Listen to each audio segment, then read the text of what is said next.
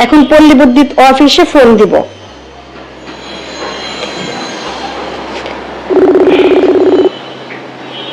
আসসালামু আলাইকুম, আপনারা সবাই কেমন আছেন? আশা করছি সবাই ভালো আছেন। তো আমি আপনাদের কাছে দেখাবো লোডশেডিং এর সমস্যার কারণে এক বোন ফায়রা বিদ্যুৎ কেন্দ্রে ফোন দিয়ে একই বললেন, যা আপনারা শুনলে অবাক হয়ে যাবেন। আর এইদিকে বাংলাদেশে আর কতদিন লোডশেডিং থাকবে এ নিয়ে গুরুত্বপূর্ণ তথ্য দিলেন এক সাংবাদিক। তো আমি আপনাদের কাছে এই দুটি ভিডিও সমস্যা দেখাবো। তো আজকের এই ভিডিওটি অত্যন্ত গুরুত্বপূর্ণ। আমি আশা করবো যে আপনারা সম্পূর্ণ ভিডিওটি দেখবেন, আর সম্পূর্ণ ভিডিওটি দেখলেই বিস্তারিত জানতে পারবেন।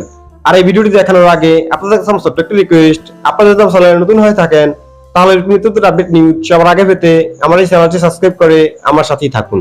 আর এখন চলুন আমরা প্রথমে দেখে আসি এক বোন ফায়রা বিদ্যুৎ কেন্দ্রে ফোন দিয়ে কি বলেছেন সেই ভিডিওটি। সীমার ভিতরে কথা বলেন, আপনি সীমার বাইরে যেতেছেন। আর কারেন্টের একটা যদি কয়লা ঠিক থাকে তাহলে কারেন্ট দেওয়া যাবে, বিদ্যুতের কথা আমরা শিওর বলতে পারতেছি না। গরমে আর বাঁচার উপায় নাই, এই মাত্র গোসলটা করে বের হয়ে আসছি আর কারেন্ট নাই, মানে সারা দিন কারেন্ট নাই। দিনে 5-6 ঘন্টা কারেন্ট থাকবে না, একটা ফ্যাশন হয়ে গেছে।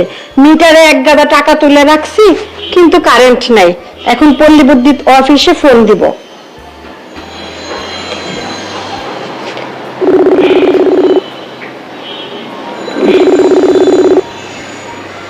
ফোন দাও ধরে না।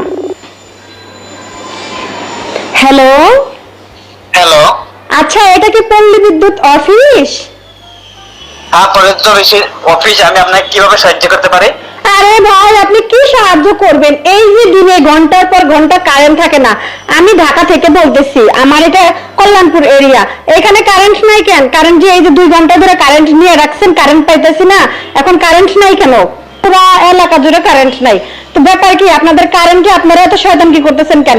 টাকা তো আমরা ঠিক মতোই পরিশোধ করি, তো কারেন্ট দিতেছেন না কেন? জি আপু, আপনি টাকা দিতেছেন ঠিক আছে, এটা আমাদের, আপনি তো ভালো করে জানেন কারেন্ট চালাইলে কয়লার আর পানির প্রয়োজন হয়। তো আমাদের সাথে কয়লা অল্প কম, তাই আপনাকে পুরোভাবে আমরা কারেন্ট দিতে পারতেছি না। আশা করি কয়েকদিনের ভিতরে আপনারা সবাই কারেন্ট পেয়ে যাবেন ভালো হিসাব, ঠিক হিসাব। আপনারা তো সবসময় এই কথাই কন, একটা একটা করে তো সবকিছুর বিল ধাপে ধাপে, এই যে কারেন্টের বিল বাড়তেছে, কতবার করে আপনারা কারেন্টের বিল বাড়াইলেন, আর এখন বলতেছেন আপনাদের কয়লার অভাব হয়েছে। আপনাদের কয়লার অভাব হবে কেন? আমরা কি আপনাদের কাছে কারেন্ট বাকিতে নেই? আমরা তো টাকা পে করে তারপরে কয়লা নেই।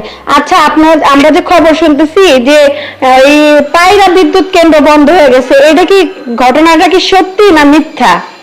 হ্যাঁ এটা সত্য, এটা কয়লার অভাবে কিছুদিনের জন্য বন্ধ থাকতে পারে। ওরে আল্লাহ, এখন এই যে আমরা মাসে মাসে আপনাদের টাকা দিতেছি, এই টাকাগুলো কি আপনারা সব মাইরা খাইছেন? আমরা তো আমাদের টাকা কোন সময় হ্যাঁ আপনারা যেগুলো টাকা দিচ্ছেন এগুলো তো আমরা বিদ্যুতের কামে লাগাইতেছি, কারণ এখন কয়লা আপনারা তো ভালো করে জানেন বাংলাদেশে কয়লা বহুত কম পাওয়া যায়। আমরা অন্য বাইরের দেশ থেকে কয়লা আনা হয়, কিন্তু বর্তমানে বাইরের দেশেও কয়লা বন্ধ হয়ে গেছে। বন্ধ তো হইবে, শুনলাম তো খবর সবই, এই যে কোটি কোটি ডলার আটকে দিচ্ছেন আপনারা, বা জনগণের কাছ থেকে ঠিকই বেশি বেশি দাম বাড়ায় আপনারা বিল দিতেছেন, আর এদিক দিয়ে কয়লা পরিশোধ ঋণ পরিশোধ না করছেন। আমি আশা করছি যে আপনারা সম্পূর্ণ ভিডিওটি দেখেছেন, আর ফায়রা বিদ্যুৎ কেন্দ্রে ফোন দিয়ে একবার কি বলেছেন সেটি বুঝতে পেরেছেন। তো আপনাদের যদি এই বিষয়ে কোনো মতামত থাকে আমাকে অবশ্যই কমেন্টে জানাবেন। আর এখন চলুন আমরা দেখে আসি এই লোডশেডিং আর কতদিন থাকবে এ নিয়ে এক সাংবাদিক কি বলেছেন সেই ভিডিওটি। সকাল, দুপুর, বিকেল কিংবা সন্ধ্যা, সাধারণ মানুষের এখন 24 ঘন্টার প্রায় অর্ধেক সময় ভরসা হাত পাখা কিংবা চার্জার ফ্যান। গ্রামের অবস্থা আরো ভয়াবহ, কোথাও কোথাও 24 ঘন্টায় 16 থেকে 18 ঘন্টায় থাকছে না বিদ্যুৎ। এতে একদিকে দুর্বিষহ হয়ে উঠেছে নগর জীবন, অন্যদিকে শিল্প, কৃষি ও কলকারখানায় ক্ষতির মুখে পড়েছে উৎপাদন। বর্তমানে বাংলাদেশের প্রতিদিন গড় বিদ্যুতের চাহিদা 16 থেকে প্রায় 16,500 মেগাওয়াট, যার বিপরীতে বিদ্যুৎ উৎপাদন হচ্ছে 13 থেকে 13,500 মেগাওয়াট। সক্ষমতা থাকলেও দেশে গ্যাস ও কয়লার সংকটে বিদ্যুৎ উৎপাদন সক্ষমতার প্রায় অর্ধেকের কিছুটা বেশি কাজে লাগানো যাচ্ছে। আর 1320 মেগাওয়াট ক্ষমতা সম্পন্ন দেশের বৃহত্তম তাপবিদ্যুৎ কেন্দ্র পায়রা বন্ধ হয়েছে সোমবার দুপুরে।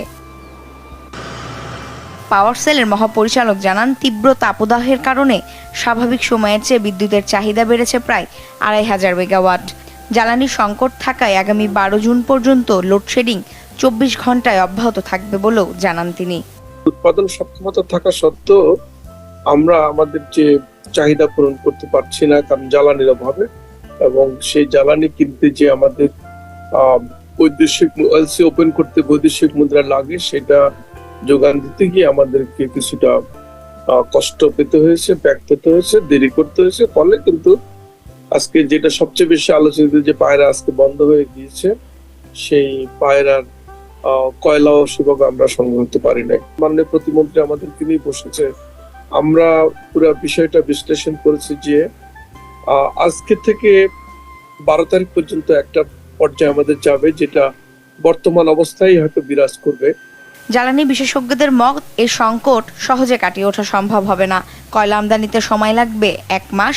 এর মাঝে বকেয়া রয়েছে বিদ্যুৎ কেন্দ্রগুলোর ক্যাপাসিটি চার্জ, ফলে চলমান সংকট হতে পারে দীর্ঘায়িত। আমি আশা করছি যে আপনারা সকলে ভিডিওটি দেখেছেন, আর এই লোডশেডিং নিয়ে এক সাংবাদিক কি বলেছেন সেটা বুঝতে পেরেছেন। তো আপনাদের যদি বিষয়ে কোনো মতামত থাকে আমাকে অবশ্যই কমেন্টে জানাবেন। আর আপনারা যদি আমার চ্যানেলে নতুন হয়ে থাকেন তাহলে আমার চ্যানেলটি সাবস্ক্রাইব করে আমার সাথেই থাকুন। তো দেখা হচ্ছে পরবর্তী কোনো একটি ভিডিওতে। সে পর্যন্ত ভালো থাকবেন, সুস্থ থাকবেন। আল্লাহ হাফেজ।